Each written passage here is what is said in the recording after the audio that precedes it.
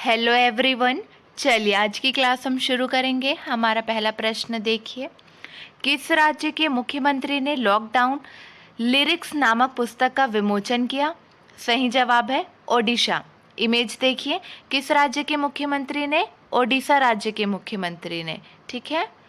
ओडिशा के मुख्यमंत्री कौन है? नवीन पटनायक है।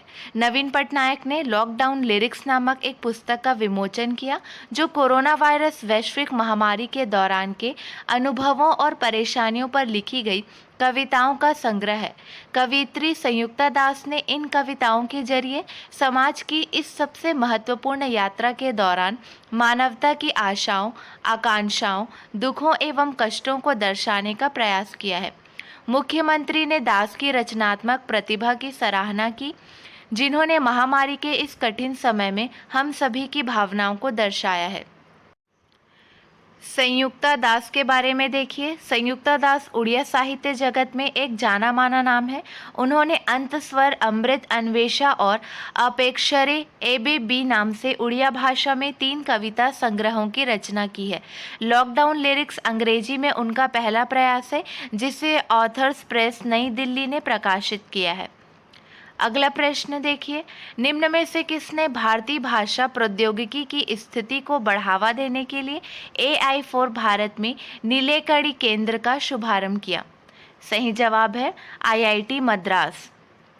भारतीय प्रौद्योगिकी संस्थान IIT मद्रास सामाजिक प्रभाव पैदा करने के इरादे से भारतीय भाषा प्रौद्योगिकी की स्थिति को बढ़ावा देने के लिए AI फॉर भारत में नीलेकड़ी केंद्र का शुभारंभ किया। नंदन नीलेकड़ी द्वारा उद्घाटन किए गए इस केंद्र को रोहिणी और नंदन नीलेकड़ी द्वारा समर्थित किया जा रहा है, जिसमें नीलेकड़ी परोपकार के माध्यम से 36 करोड़ रुपए का अनुदान है। IIT मद्रास के बारे में याद रखने योग्य बातें देखिए।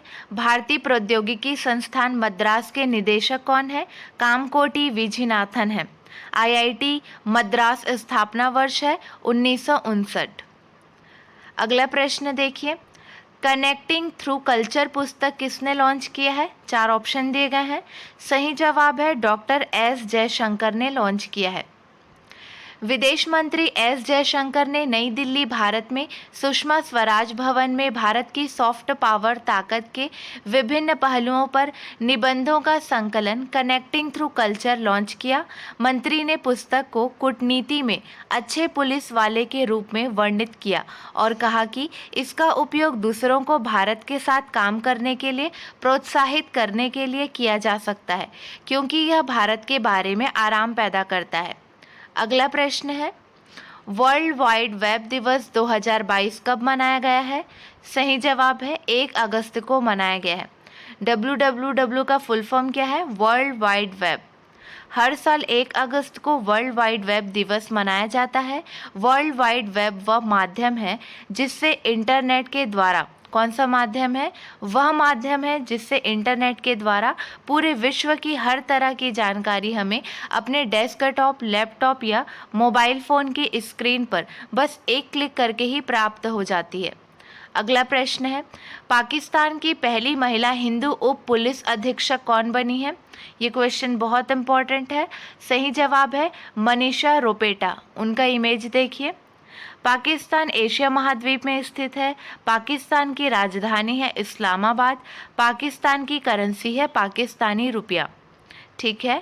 पाकिस्तान की पहली महिला हिंदू उप पुलिस अधीक्षक मतलब DSP कौन बनी है? मनीषा रोपेटा बनी है।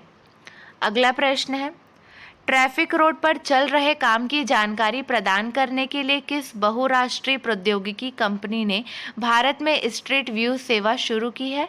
सही जवाब है गूगल मैप्स। गूगल मैप्स ने 2 स्थानीय कंपनियों जेनेसिस इंटरनेशनल और टेक महिंद्रा के साथ मिलकर भारत के 10 शहरों में अपनी स्ट्रीट व्यू सर्विस लॉन्च की है। नए फीचर की मदद से ट्रैफिक रोड पर चल रहे काम, किसी खास सड़क पर स्पीड लिमिट और उस जगह का तापमान की जानकारी मिलेगी। अगला प्रश्न देखिए, ये क्वेश्चन भी बहुत इंपॉर्टेंट है। कॉमनवेल्थ गेम्स 2022 में भाग लेने वाली भारत की सबसे कम उम्र की एथलीट कौन बनी है? सही जवाब है अनाहत सिंह बनी है। अनाहत सिंह बर्मिंघम राष्ट्रमंडल खेल 2022 में भाग लेने वाली भारत की सबसे कम उम्र की एथलीट बन गई है। 14 साल की अनाहत सिंह स्क्वैश प्लेयर है और केंद्र शासित दिल्ली संबंधित है। अगला प्रश्न देखिए, बर्मिंघम राष्ट्र खेल 2022 से जुड़े टॉप 5 प्रश्न देखेंगे। राष्ट्रमंडल खेल 2022 बोले या कॉमनवेल्थ गेम 2022, दोनों सेम है, आपको कंफ्यूज नहीं होना है इसमें। चलिए पहला प्रश्न देखेंगे, बर्मिंघम राष्ट्र खेल 2022 किस देश में आयोजित किए जा रहे हैं? सही जवाब है इंग्लैंड। सेकंड देखिए, बर्मिंघम राष्ट्र खेल 2022 राष्ट्रमंडल खेलों का कौन सा संस्करण है? 22वां संस्करण है।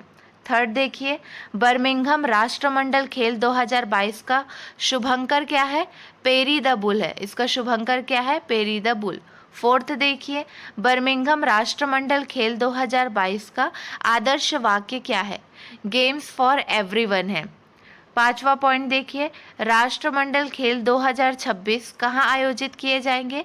सही जवाब है विक्टोरिया, ऑस्ट्रेलिया में आयोजित किया जाएगा। ठीक है, अगला प्रश्न देखिए, पीआईबी के प्रधान महानिदेशक के रूप में किसने पदभार ग्रहण किया? सही जवाब है सत्येंद्र प्रकाश। उनका इमेज देखिए। भारतीय सूचना सेवा आईआईएस के वरिष्ठ अधिकारी सत्येंद्र प्रकाश को पत्र सूचना कार्यालय का प्रधान महानिदेशक नियुक्त किया गया है।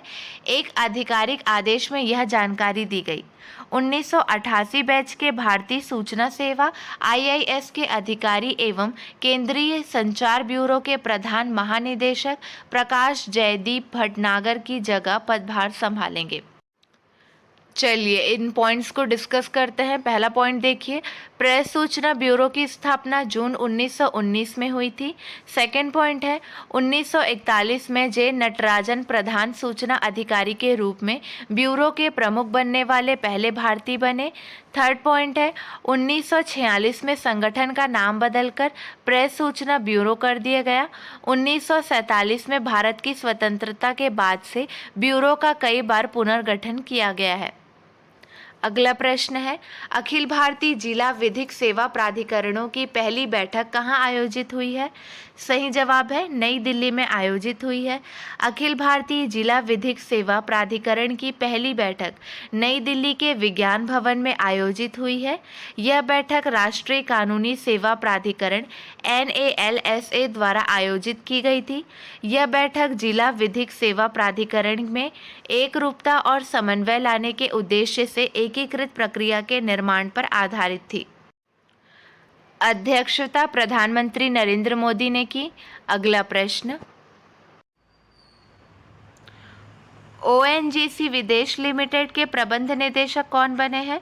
सही जवाब है राजर्षि गुप्ता बने हैं। सार्वजनिक क्षेत्र की कंपनी ONGC की विदेश निवेश इकाई ONGC विदेश लिमिटेड के नए प्रबंध निदेशक के तौर पर राजर्षि गुप्ता ने पदभार संभाल लिया है। राजर्षि गुप्ता ने आलोक गुप्ता का स्थान लिया है, जिनका कार्यकाल पिछले महीने खत्म हो गया था। कंपनी ने एक बयान में कहा कि राजर्षि गुप्ता ने अपना पदभार ग्रहण किया है।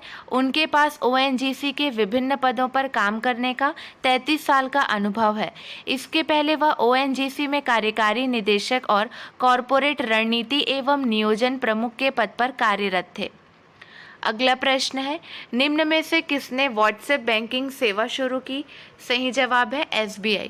भारत के सबसे बड़े सार्वजनिक क्षेत्र के ऋणदाता भारतीय स्टेट बैंक SBI ने अपनी व्हाट्सएप बैंकिंग सेवाएं शुरू की है, जिसके माध्यम से ग्राहक व्हाट्सएप का उपयोग करके कुछ बैंकिंग सेवाओं का लाभ उठा सकते हैं। ट्विटर पर SBI ने कहा, आपका बैंक अब व्हाट्सएप पर है। अपने खाते की शेष राशि जानें और चलते फिरते मिनी स्टेट बैंक देखें। यह कदम SBI के अध्यक्ष दिनेश खारा द्वारा व्हाट्सएप के रास्ते पर जाने के लिए बैंक की योजनाओं का खुलासा करने के कुछ दिनों बाद आया है। अगला प्रश्न है, श्रीलंका के नए प्रधानमंत्री कौन बने हैं? सही जवाब है दिनेश गुणवर्धने बने हैं। अगला प्रश्न देखिए, भारत और निम्न में से किसके बीच न्यायिक क्षेत्र में सहयोग के लिए समझौता ज्ञापन पर हस्ताक्षर किए गए हैं? सही जवाब है मालदीव। विदेश मंत्री S जयशंकर ने ट्वीट किया कि हमारी पड़ोसी पहले नीति के तहत कैबिनेट ने भारत और मालदीव के बीच न्यायिक सहयोग के लिए एक समझौता ज्ञापन पर हस्ताक्षर करने को मंजूरी दी है। अगला प्रश्न है, कौन सी तिथि को द्रौपदी मुर्मू देश की 15वीं राष्ट्रपति के तौर पर शपथ ली? सही जवाब है 25 जुलाई। 25 जुलाई को द्रौपदी मुर्मू देश की 15वीं राष्ट्रपति के तौर पर शपथ ली।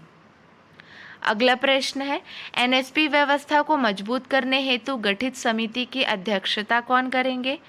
सही जवाब है संजय अग्रवाल अध्यक्षता करेंगे।